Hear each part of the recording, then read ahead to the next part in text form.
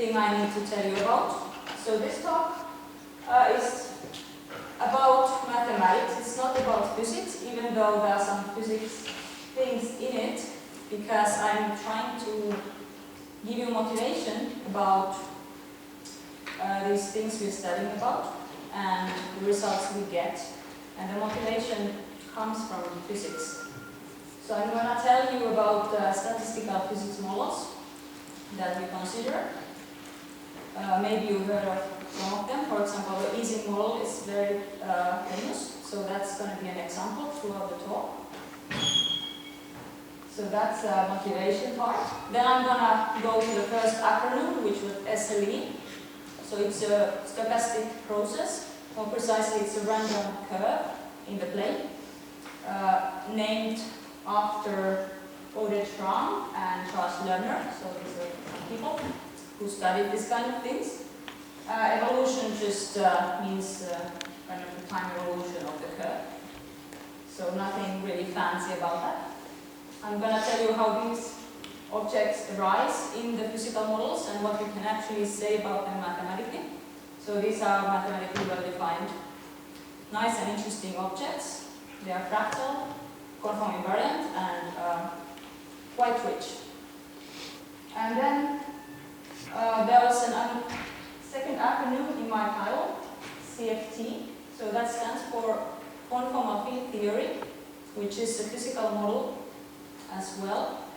I'm not going to talk about it too much, but it's kind of underlying in the background. So what we're trying to do, we are trying to make sense of these things mathematically.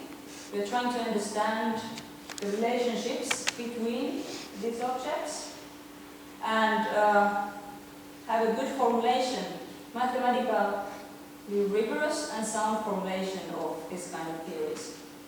So that's the motivation.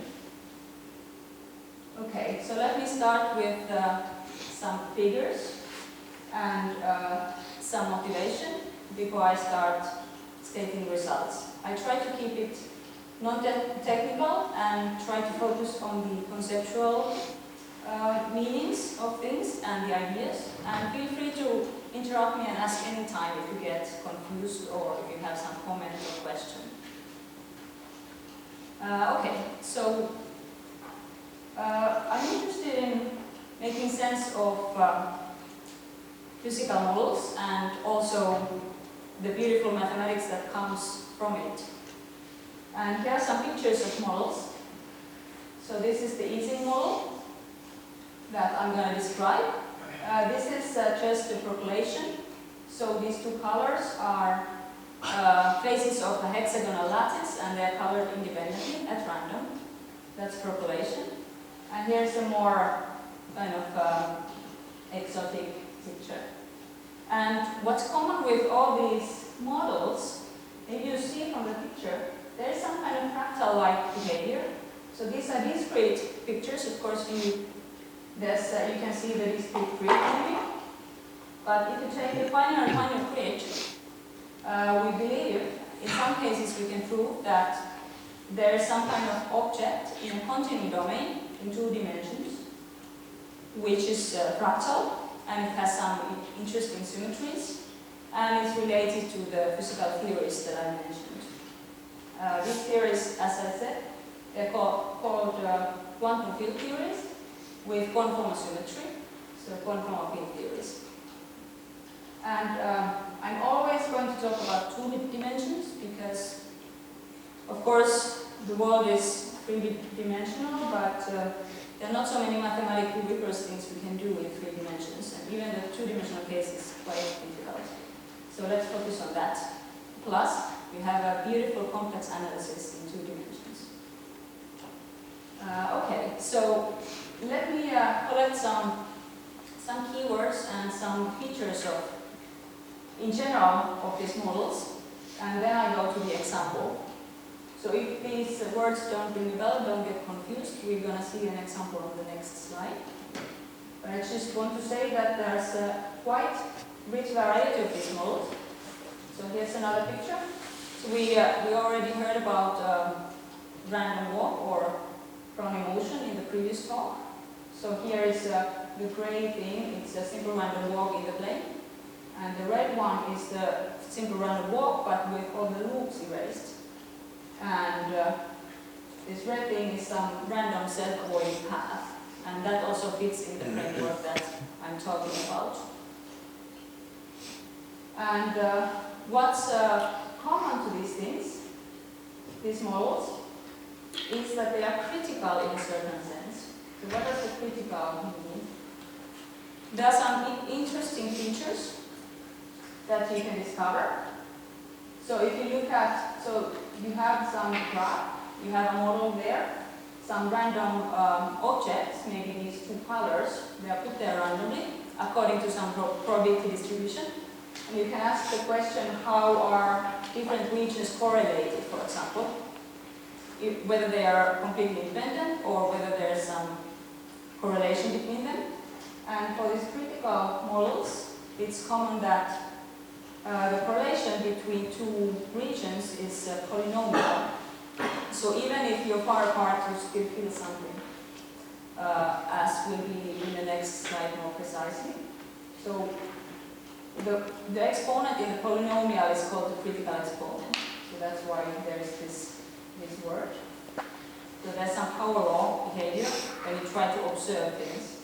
So of course, if you're a physicist, you could try to make an experiment and try to measure these things, and you will find some kind of power law.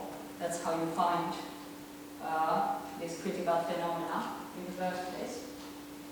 I already mentioned they look quite fractal, self-similar in the sense that if you zoom, take a piece there, if you zoom it, it looks similar. It doesn't really matter what scale you're looking at, right?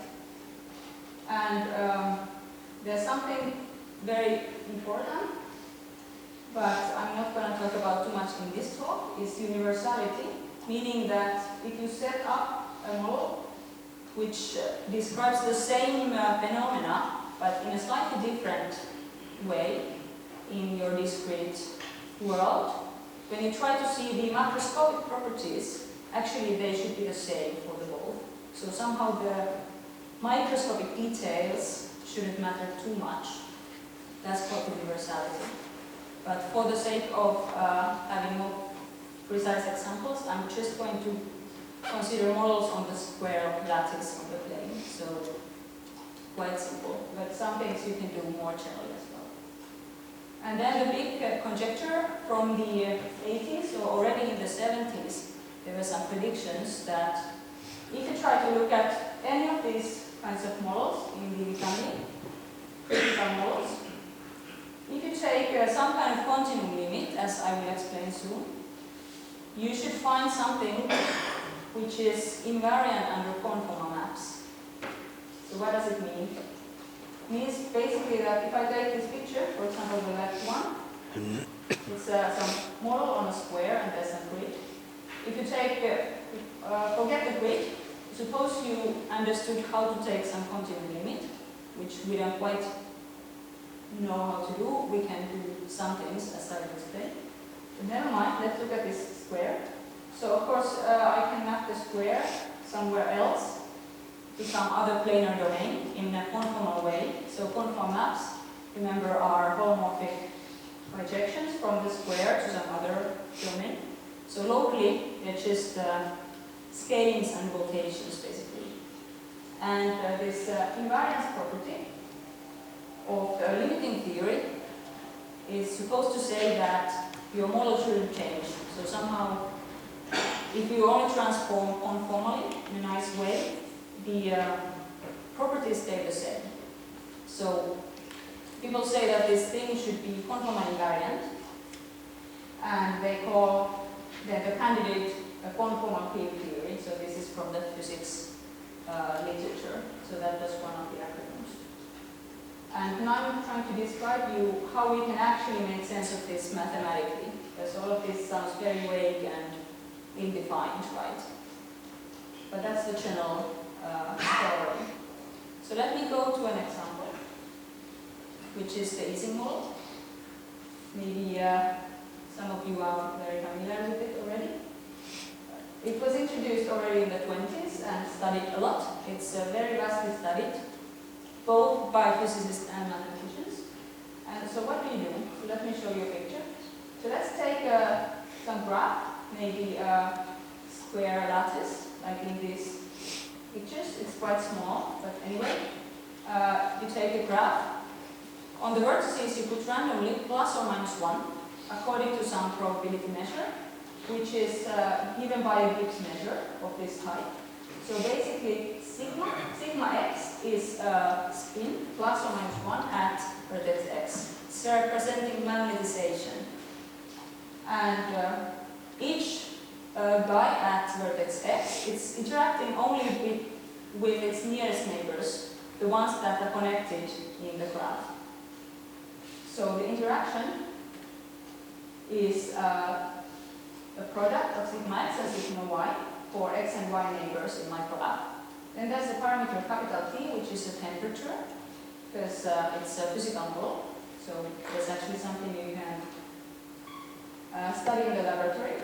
So you take the exponential of that parameter times the interaction, basically.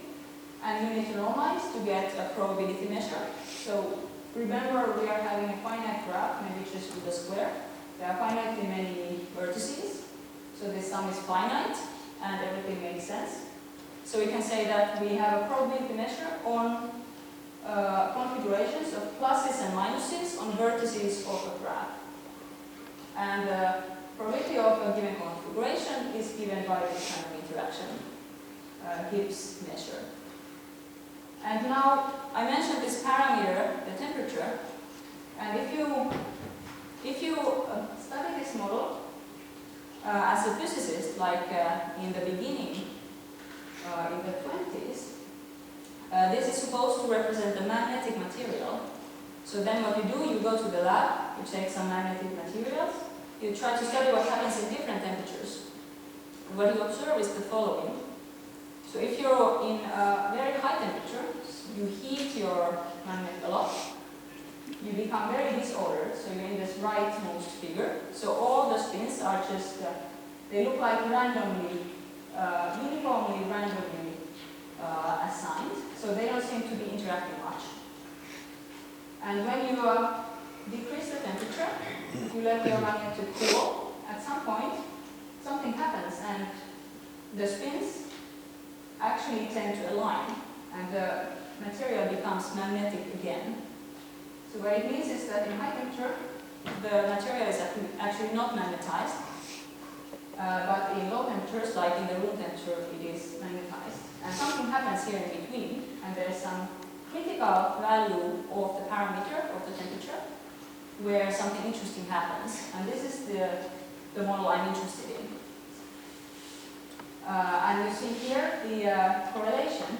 So I mentioned correlations of things between two regions. So now I can completely look at two vertices in my graph, maybe kind of far away. And I ask how much they talk to each other. So what is the correlation between them? So let's say expectation of the product of the spins, maybe minus the 1 point case.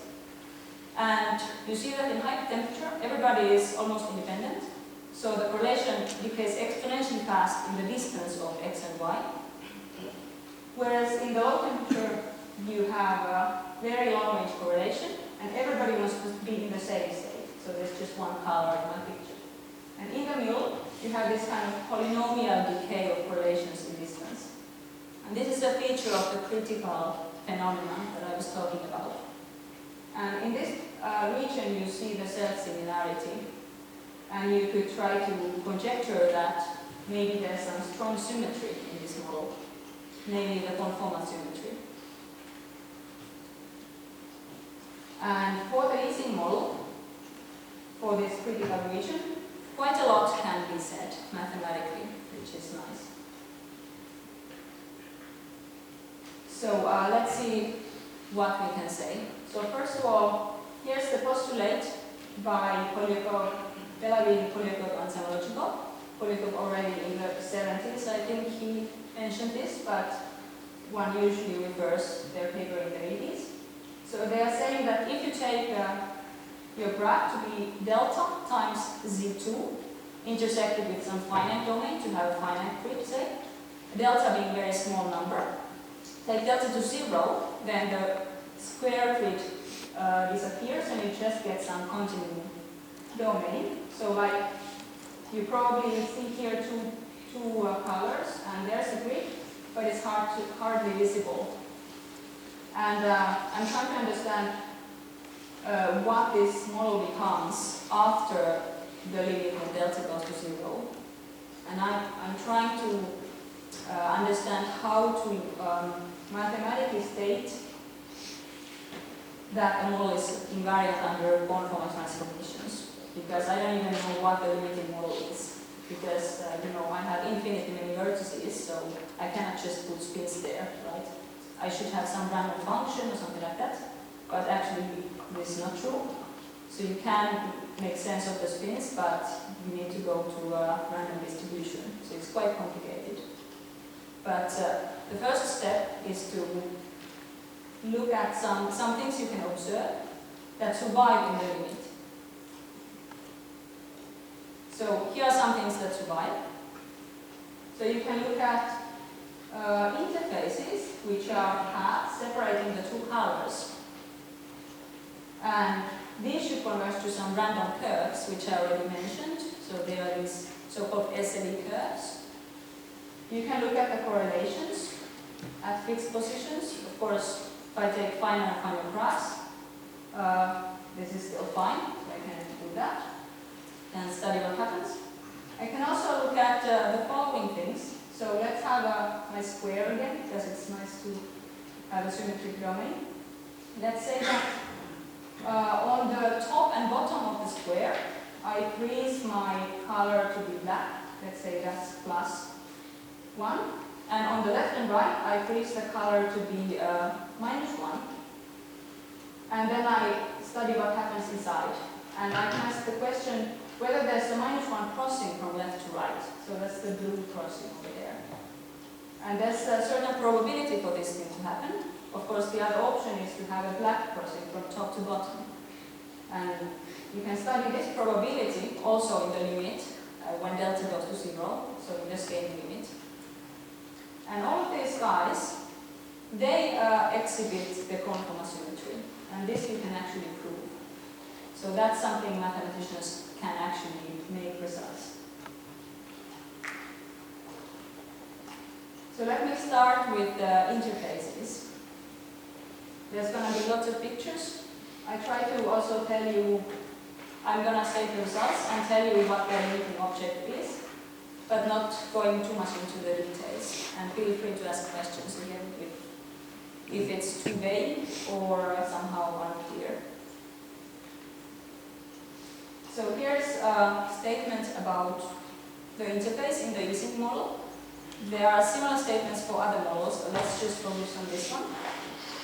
So now I'm saying I'm having top and left corner, top and left boundary of my square to be plus, and right and bottom to be minus, so the two colors.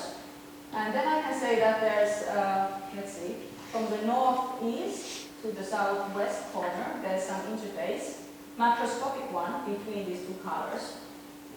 And this, of course, survives in the scaling limit.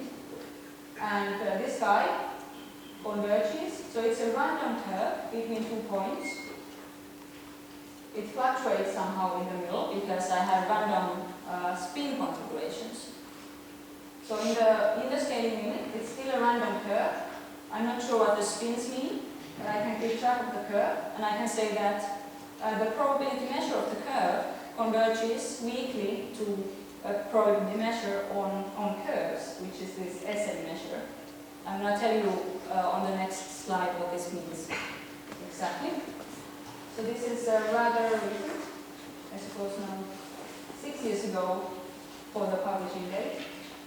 I'm talking about the square lattice, but for the experts there are also more general graphs you can consider, and the same kind of result holds. And because this is the math days, maybe we should talk about a little bit how to prove these theorems I'm stating. So just very briefly, what is the idea? So what is my object? So I'm looking at this random curve in a planar domain, in the square in my case, between these two corners. So it's some probability measure on curves, that's what I'm looking at. And I want to say that it converges to something. I have some sequence index on delta, which is the mesh size of my graph. Delta is going to 0. And I want to say that the sequence converges. So first, I need some compactness argument to say that it actually converges somewhere, so, or maybe a subsequent converges. So you need to do that. You can do a tightness argument. It's quite involved because you need to exclude all kind of bad behavior of these things. But you can do it with certain estimates from the model.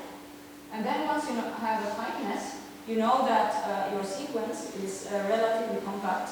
So actually, at least you can find a convergent subsequence. But you don't yet know that all the subsequences converge to the same thing.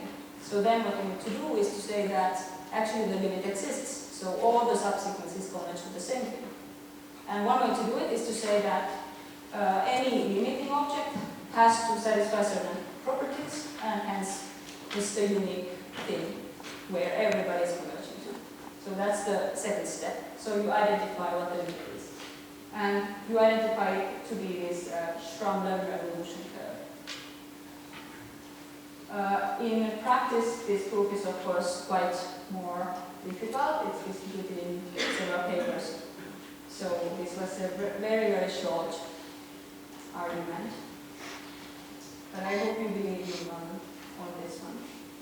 So now we almost understand the statement, I hope. But I didn't tell you what this SME is. So let me try to tell a little bit about that, so that we can understand what is the limiting object here. So here is a statement which can be used to define this guy. It's a little bit abstract, but I'm going to give you another way to see it soon. So remember, we look at a simply connected domain omega, which is now the square in my case. We fix 2 points on the boundary, so I'm fixing the corners x and y. I'm looking at a space of curves between x and y, living inside this omega. And I want to put the probability measure on that space. And then I'm asking, of course, there are many measures, so what is the one I'm interested in? And I said these models we are looking at, they are quite special. So we expect some properties to hold, in particular, invariance under conformal maps. So first of all, I'm looking at total curves between x and y inside the domain. I want invariance in law, meaning that if I map my domain, I'm having a simply connected domain, so I can map it by the Riemann mapping theorem to any other simply connected domain whose boundary has at least 2 points. And then I map the 2 points to some other 2 points. I'm saying that the law in the image is just a push forward of the law that I get from my square. So that's a conformal invariance statement. This is not quite enough to characterize my object. So there's another property which is related to a Markovian nature of this growth of the curve. I'm going to explain it in the next slide. But if you impose these 2 properties and you look at what kind of objects you can have as probability measures on curves between 2 boundary points of a simply connected domain, turns out that there's just one parameter family of these objects, and they are called SLE kappa. So kappa is some parameter. This is possibly surprising, but it's very nice, and hopefully it becomes more clear in the next slide with the construction of this thing. But the theorem says that imposing the conformal symmetry and a certain Markovian property, which is also natural from our perspective, I only have a 1 parameter family of measures. And then what I need to do, if I jump back to my theorem, I need to identify this kappa, this parameter, And here it was identified to be 3. And this is done using certain observables, for example. So there's still a lot of work to do to identify which guy in this family I'm looking at. But that's a task then for the identification.